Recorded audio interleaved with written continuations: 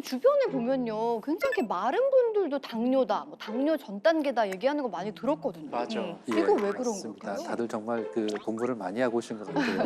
이제 우리나라 사람들이 당뇨가 좀 이제 서양 사람들처럼 이렇게 뚱뚱하지 않아도 이렇게 당뇨가 생기는 경우가 좀 더 많은데 여러 이유 중에서 또 한 가지가 우리나라 사람들의 상대적인 지방의 그런 분포가 좋지 않다라는 건데요. 보통 지방의 분포는 피하 지방과 내장 지방으로 나누는데 상대적으로 우리나라 사람들의 내장 지방이 서양인보다 좀 많다라고 하는 사실이 있습니다. 내장 지방이요? 피하 지방 대비 내장 지방이 얼마나 많은지를 보여주는 건데요. 보신 것처럼 흑인들은 피하 지방이 우세하고요. 그리고 이제 중남미 그리고 백인, 한국인으로 갈수록 보신 것처럼 내장 지방의 비율이 높아지기 때문에 상대적으로 내장 지방이 많은 경우에는 여러 가지 질병들이 많이 생길 수가 있기 때문에 이제 이런 부분 때문에 우리나라에서는 그렇게 비만하지 않아도 당뇨가 잘 생기는 경우들이 많습니다. 네.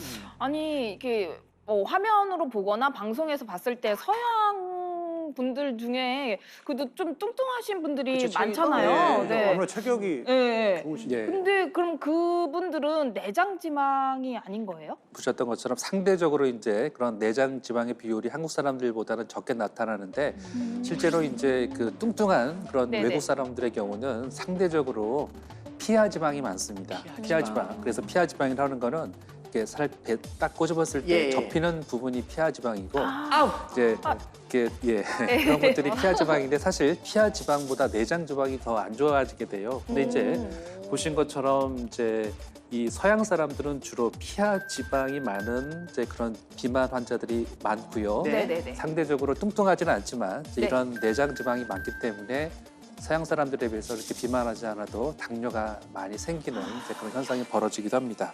이게 동양인하고 서양인하고 외모만 다른 게 아니라 네네. 속까지 다르다는 거잖아요. 와, 이거 그러니까요. 신기하네요. 서양 사람보다 네. 우리 동양 사람들이 먹는 양이 좀 적잖아요. 아무래도 그렇죠. 그러니까 걱정을 좀 덜 해도 되지 않을까요? 그래서 국내 연구진이 네네. 연구를 한 것이 있습니다. 네. 체격과 연령이 비슷한 한국인과 서양인을 대상으로 췌장의 용적을 비교를 해봤는데요. 네. 그 결과 한국인이 서양인에 비해서 췌장 크기가 12.3% 정도 더 작았는데요. 오히려 췌장 내에 침착되어 있는 지방의 양은 22.8%나 더 높았다고 합니다. 그래서 같은 나이, 동일한 체형에서 서양인에 비해서 한국인이 췌장 크기가 더 작고 췌장 내 지방은 더 많이 침착되어 있다는 거죠.